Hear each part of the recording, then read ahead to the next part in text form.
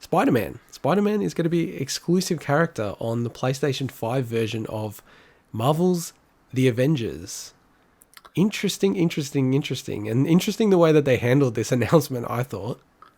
Yeah, this didn't go down too well. Oh, yes, it did not go down too well.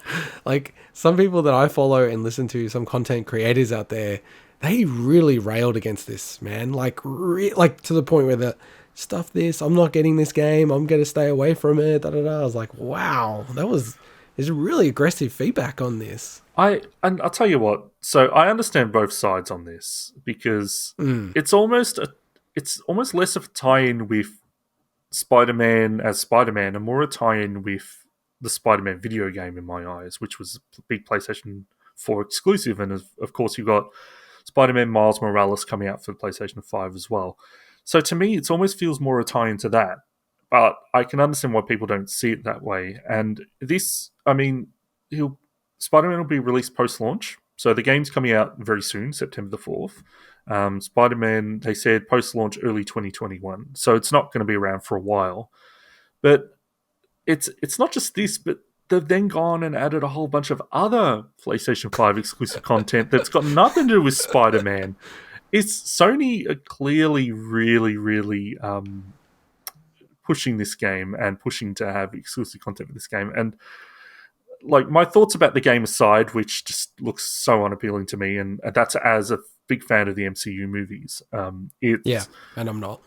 Yeah, this just seems so outdated, this approach. Like I thought we were past console exclusive content like this. Now, there's obviously this stuff's been going back a while, and I see you've mentioned, that there's been like Soul Calibur exclusive characters, which at the time at least felt like, well, each platform was getting something special. Yes.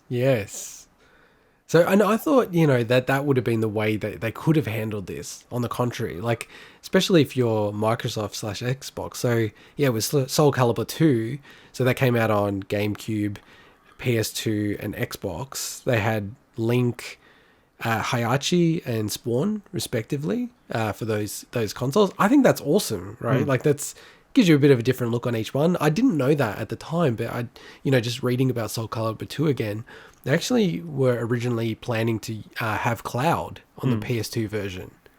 That would have been incredible. But people did not react negatively to that. I remember at the time when that game came out, there wasn't really like a negative press around it, or just, the common chat that you have with people. But I think especially having it where they've almost made it like a gimped version of the Avengers on Xbox versus the PlayStation, because it's now just a strict subset of the game on Xbox compared to the PlayStation one. It's weird. It's just really weird. I don't think we mentioned, I believe this is a free exclusive character as well. So it is like not so much even in the case where it's exclusive purchasable content. This is literally them getting more content. Yeah. And it's really odd all around, because I think everyone accepts that there can be exclusive console games, but making it like a game that's cross-platform with exclusive elements on one console and then nothing on the other just is a really great way to annoy people and then get real negative buzz about your game. And this game already had a lot of negative buzz. Like the way they managed this, why did they even announce this? Like they could have announced this later as well, once the game's already launched. Yeah, like I really feel like that they've put a sour tone on the whole launch now. And you've been seeing in recent years, I think Control did this, Call of Duty's done this as well, where expansions or DLCs have been coming out first on PlayStation, for instance, and then released later, like 30 days later or 2 months later. At least at that point, well, okay, they've done some exclusivity deal or timed exclusivity, but we know that we'll get access to that at some point. Like, by all accounts, Spider-Man's never going to be available to Xbox players. Yeah, and look, like I know that, because Sony's relationship on Spider-Man, then I believe still Sony, did Disney ever buy Spider-Man off Sony? I can't remember. No, so Sony owns the film rights, but they don't own exclusive game rights. Obviously, they developed, Spider-Man Yeah. with who's the developer? Is it Sucker Punch? Or am I thinking someone else? No. I know who. I know. It's on the tip of my tongue as well.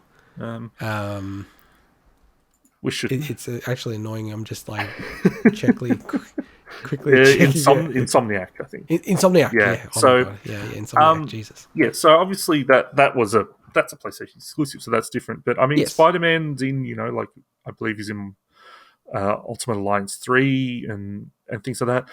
It's a real sour taste in, I think, the mouth of anyone that had already pre-ordered the game as well. It's not just that's people. right. It's not just people that had already actually were planning to buy it. It's just, hey, I've already pre-ordered this game, and sometimes you may have actually spent the whole amount of money to pre-order as well. You don't, Yeah.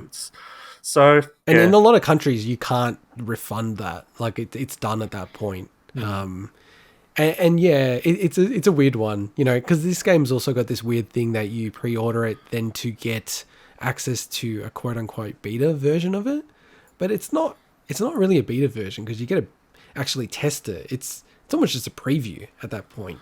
Yeah, it's just really weird. Like everything they're doing with this game is just odd to me. The word beta at this point is it's essentially a fancy demo, Yeah, and it's becoming a marketing term, but that's kind of the thing. This game is almost you pay for the demo, which is just bizarre.